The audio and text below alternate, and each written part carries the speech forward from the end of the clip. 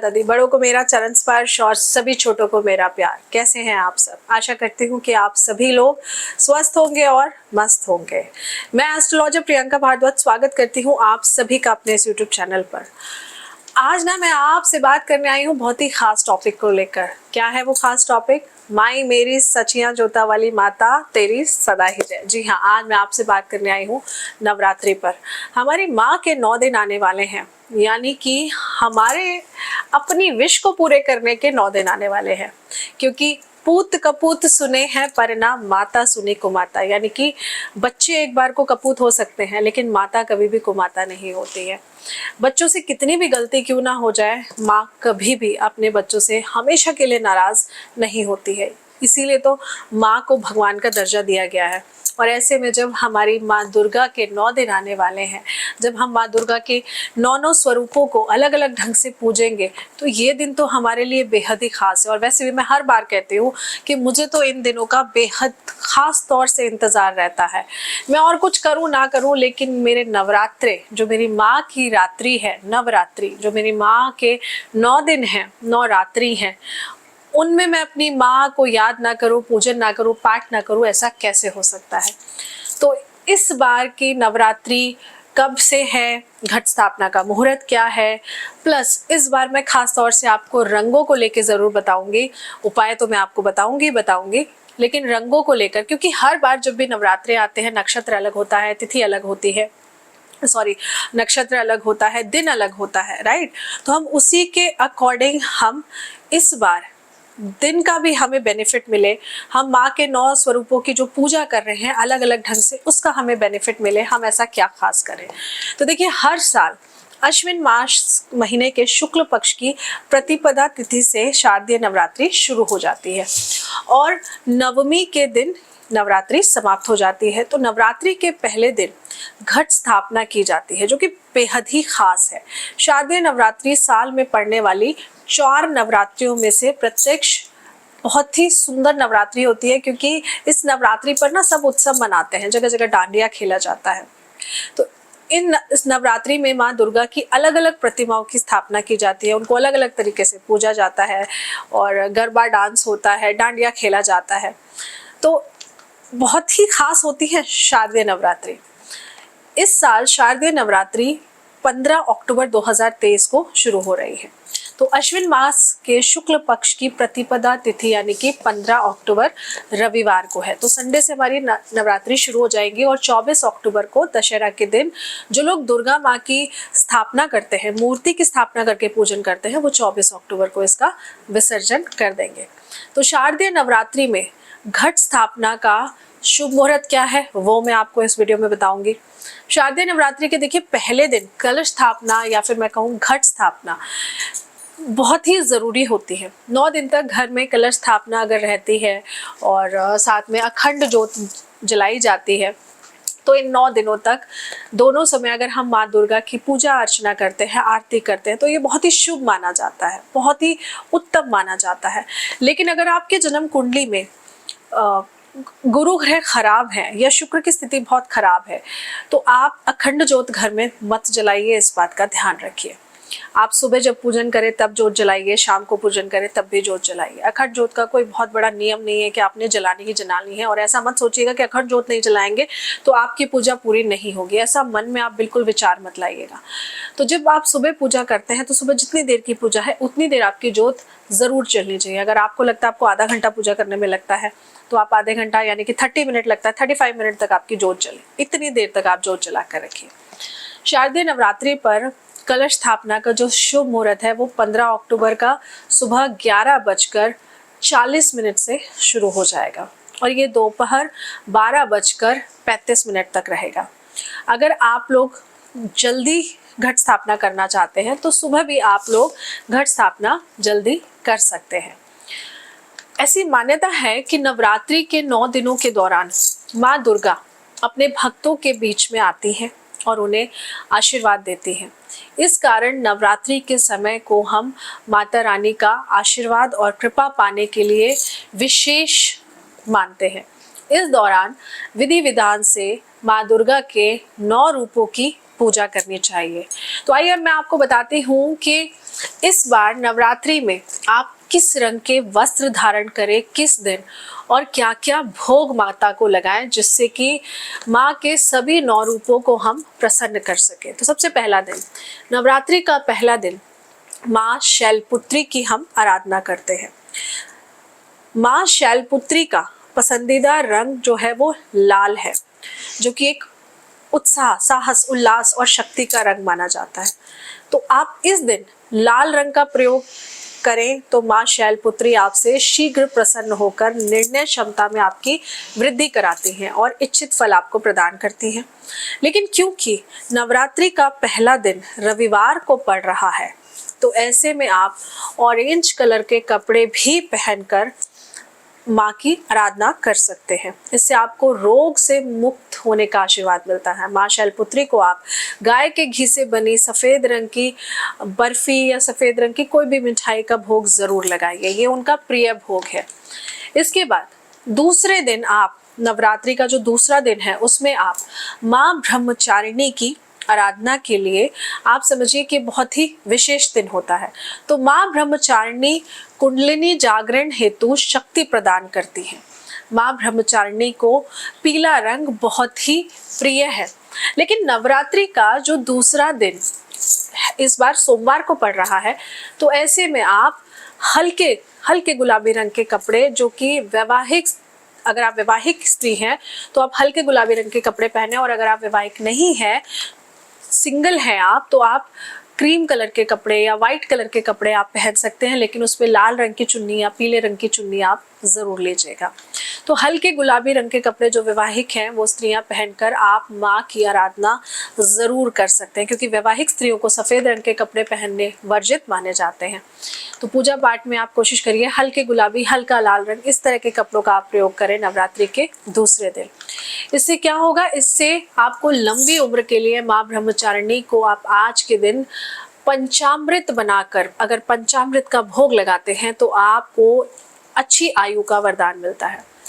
तीसरे दिन की अगर मैं बात करूं, तो तीसरा दिन हम माँ चंद्रघंटा की पूजा करते हैं। तो माँ चंद्रघंटा की पूजा, अर्थात नवरात्रि के तीसरे दिन जब हम माँ चंद्रघंटा की आराधना करते हैं, पूजा करते हैं, और ये बहुत ज़रूरी है क्योंकि इस बार देखिए तीसरा नवरात्रा क्योंकि मंगलवार को है, तो ऐसे में लाल रंग के वस्त्र पहनकर अगर आप माँ चंद्रघंटा की पूजा करते हैं, आराधना करते हैं, या लाल रंग की चीज़ों का प्रयोग आप पूजा में करते हैं, तो आपको सुख, शांति और समृद्धि प्राप्त ज़रूर होती है। दुखों से आपको मुक्ति मिलने लगती है। और अगर कष्ट बहुत ज़्यादा है, कष्टों से छुटकारा पाने के लिए आप माँ चंद्रघंटा को इस दिन दूध से बनी चीज़ों का भोग ज़रूर लगाइए। दूध से बनी खीर, दूध से बनी मिठाइयाँ, इनका भोग आप ज़रूर लगाइए। अब हम बात करते हैं चौथे दिन की। तो चौथे दिन हम माँ दुर्गा के कूष्मांडा स्वरूप का पूजन करते हैं। नवरात्रि के चौथे दिन किया जाने वाला पूजन आप ऐसे समझिए कि आपके रोगों को दूर करता है, आपको धन और यश की प्राप्ति कराता है। इसीलिए आप हरे रंग के प्रयोग से माँ कूष्मांडा को प्रसन्न कर सकते हैं। इससे आपकी निर्णय क्षमता को अच्छा करने के लिए बल मिलता है। माँ कूष्मांडा को मालपुओं का अगर आप भोग लगाएंगे तो आप देखेंगे कि आपका कॉन्फिडेंस जो आप देख रहे हैं कि लो होता जा रहा है, वो बढ़ने लगेगा, अच्छा होने लगेगा। पांचवें दिन की बात कर लेते हैं। तो पांचवें दिन, नवरात्रि का जो पांचवा दिन होता है, वहाँ हम माँ स्कंद माता की आराधना करते हैं, माँ स्कंद माता की पूजा करते हैं। तो माँ स्कंद माता यानी कि सूर्य मंडल की अधिशास्त्री देवी मानी गई है। तो ऐसे में माँ स्कंद माता की पूजन करना हमारे लिए क्यों ज़रूरी है? देखिए, इनका जो सबसे पहले समझिए पसंदीदा रंग जो है वो पीला है। पीला क्यों है? क्योंकि कहीं ना कहीं तेज में, आप समझिए तेज से परिपूर्ण है। तो ऐसे में आप नारंगी रंग भी माँ को बहुत प्रिय है, लेकिन क्योंकि इस बार गुरुवार है तो आप नारंगी रंग का प्रयोग ना कर पीले रंग का अगर प्रयोग करेंगे तो बहुत ही ये आपको शुभ फल प्रदान करेगा। इसके साथ में स्वस्थ शरीर के लिए आप माँ कूष्मांडा को आज के दिन केले का भोग जरूर लगाइए। अब बात कर लेते हैं छठे नवरात्रि की। तो नवरात्रि का जो छठा दिन है, यानी कि स्वयं माँ दुर्गा कात्यायनी स्वरूप की हम आराधना करते हैं। ऋषि कात्यायन की पुत्री माँ कात्यायनी को सफेद रंग बहुत ज्यादा प्रिय है, जो कि शांति का प्रतीक है। इस दिन विशेष रूप से सफेद रंग का प्रयोग बहुत ही शुभ रहता है, लेकिन वैवाहिक स्त्रियों को सफेद रंग पहनना वर्जित है, जैसा कि मैंने पहले कहा। तो ऐसे में आप हरे रंग का प्रयोग कर सकते हैं। हरे रंग का प्रयोग करने से आप देखेंगे कि सुंदरता पाने के लिए आप माँ कात्यायनी के सामने हरे रंग के वस्त्र पहनकर अगर बैठते हैं तो आप देखेंगे आपके चेहरे पे धीरे धीरे तेज आने लगता है। और सुंदरता अगर वाकई में आप पाना चाहते हैं, आपको लगता है आपके फेस में बहुत डलनेस रहती है, आपको एक अच्छा सौंदर्य चाहिए, तो ऐसे में आप माँ कात्यायनी को गुड़ के ऊपर शहद डालकर भोग आज के दिन जरूर लगाइए। देखिए, ये जो भी भोग मैं आपको बता रही हूँ ना, ये आप जब अपने घर का पूजन करेंगे वहां लगाकर आप किसी मंदिर में इसको दान कराइएगा। ये बहुत जरूरी है। ये नहीं भोग लगाया घर में ही रखा हुआ है, ऐसा मत करिएगा। उसी दिन कोशिश करिएगा दान करने की। फिर सप्तमी तिथि की बात कर ले तो 7वें दिन हम माँ कालरात्रि की आराधना करते हैं। माँ कालरात्रि यानी कि कालिका देवी का पसंदीदा रंग वैसे तो गुलाबी है, और माँ दुर्गा के इस स्वरूप के पूजन में गुलाबी रंग का प्रयोग करना बहुत ही शुभ माना जाता है। तो गुलाबी रंग के फूल, गुलाबी रंग की माला का प्रयोग आप जरूर करिए। गुलाबी रंग के वस्त्र खुद धारण करिए।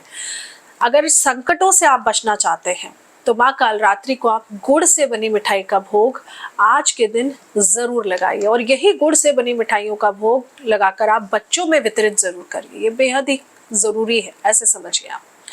इसके बाद 8वें दिन की अगर हम बात करें तो 8वां दिन नवरात्रि की जो अष्टमी तिथि है, वहां पर हम माँ गौरी की पूजा करते हैं। माँ महागौरी भक्तों से प्रसन्नता का संचार करती हैं, तो इस दिन हल्का नीला रंग या हल्का आसमानी रंग का प्रयोग करना बेहद ही शुभ माना जाता है। इससे असीम शांति आपको प्राप्त होती है। अगर आप ये दोनों ही रंग नहीं पहनना चाहते हैं तो आप हल्का लाल रंग के वस्त्र भी प्रयोग में ला सकते हैं।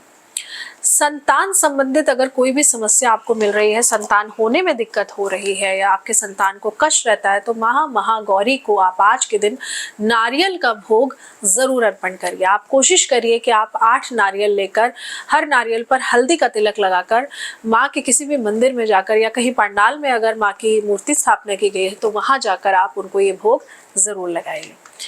9वीं की बात करें तो 9वें दिन माँ दुर्गा के सिद्धिदात्री स्वरूप का हम पूजन करते हैं। माँ सिद्धिदात्री के पूजन में भी आप हल्के नीले रंग का उपयोग कर सकते हैं, या फिर मैं आपको कहूँ कि आप हल्के गुलाबी रंग का भी उपयोग कर सकते हैं या पीले रंग का भी प्रयोग कर सकते हैं, जो कि सुख समृद्धि के लिए बहुत उत्तम है। माँ सिद्धिदात्री को अगर आप अपनी सुख समृद्धि बढ़ाना चाहते हैं तो हलवे का भोग आज के दिन आपको जरूर लगाना चाहिए। तो ये छोटे से खास जो भोग मैंने आपको बताए हैं, और आपको रंग क्या पहनने हैं, तो अब वीडियो आपने देख ली है तो अभी से तैयारी कर लीजिए कि day 1, day 2, day 3, day 4, day 5, day 6, day 7, day 8, day 9 हमें क्या वस्त्र पहनने हैं, कौन कौन से कलर के हमको कपड़े पहनने हैं। क्योंकि मैं अब आज वीडियो शूट करके और डेफिनेटली मैं आज शाम को सबसे पहले यही करने वाली हूँ, सो दैट कहीं ना कहीं मुझे नवरात्रों के समय में परेशानी ना हो। क्योंकि वार्डरोब हम लोगों का, हम जानते हैं ना, कपड़े हैं भी लेकिन जब पहनने होते हैं तो कपड़े ही नहीं है हमारे पास। खैर, ये तो हर लेडी का एक इशू है जो नेवर एंडिंग है, कभी खत्म नहीं होगा।